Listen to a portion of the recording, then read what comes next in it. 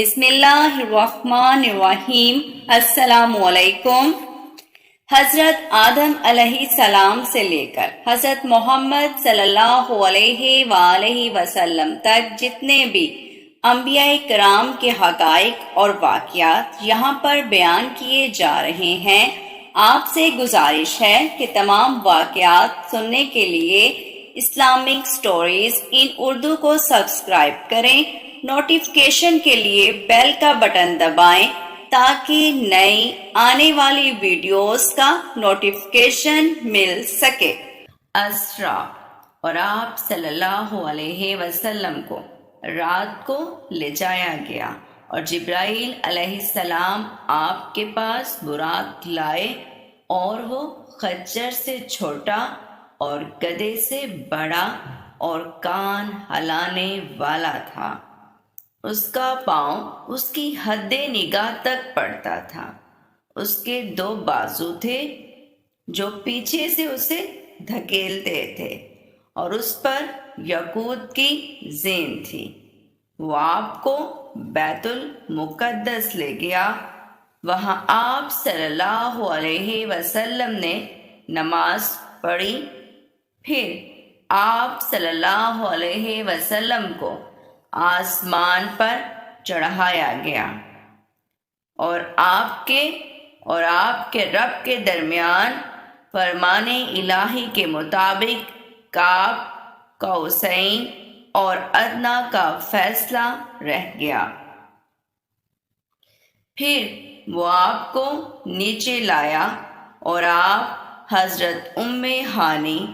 بنت ابی طالب کے گھر اترے اور انہیں سارا واقعہ بتایا۔ وہ آپ سے کہنے لگے، میرے ماں باپ آپ صلی اللہ علیہ وسلم پر قربان ہوں، اس بات کا تذکرہ قریش سے نہ کرنا، وہ آپ کی تکذیب کریں گے۔ اور جس شب آپ کو اسرا ہوا، ابو طالب نے آپ صلی اللہ علیہ وسلم کو تلاش کیا تو آپ کو خدشہ ہوا کہ قریش نے آپ کو اچانک پکڑ لیا ہے یا آپ صلی اللہ علیہ وسلم کو قتل کر دیا ہے، سو آپ نے بنی عبد المطلب کے 70 جوانوں کو اکٹھا کیا جن کے پاس چھریاں تھیں، اور آپ صلی اللہ علیہ وسلم نے انہیں حکم دیا کہ ان میں سے ہر شخص قریش کے ایک شخص کے پہلو میں بیٹھ جائے، اور آپ صلی اللہ علیہ وسلم نے انہیں کہا، اگر تم مجھے دیکھو اور میرے ساتھ محمد صلی اللہ علیہ وسلم بھی ہوں تو میرے آنے تک رکے رہنا،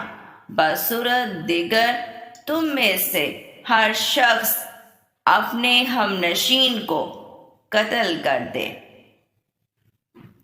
اور تم میرا انتظار نہ کرنا۔ پس انہوں نے آپ صلی اللہ علیہ وسلم کو حضرت ام ہانی کے دروازے پر پایا، پس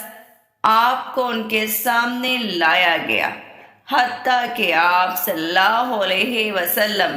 قریش کے پاس کھڑے ہو گئے اور جو کچھ آپ سے ہوا تھا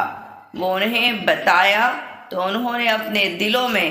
اس بات کو بڑا سمجھا اور آپ صلی اللہ علیہ وسلم سے معاہدہ کیا کہ وہ رسول اللہ صلی اللہ علیہ وسلم کو ایس نہیں دیں گے اور نہ کبھی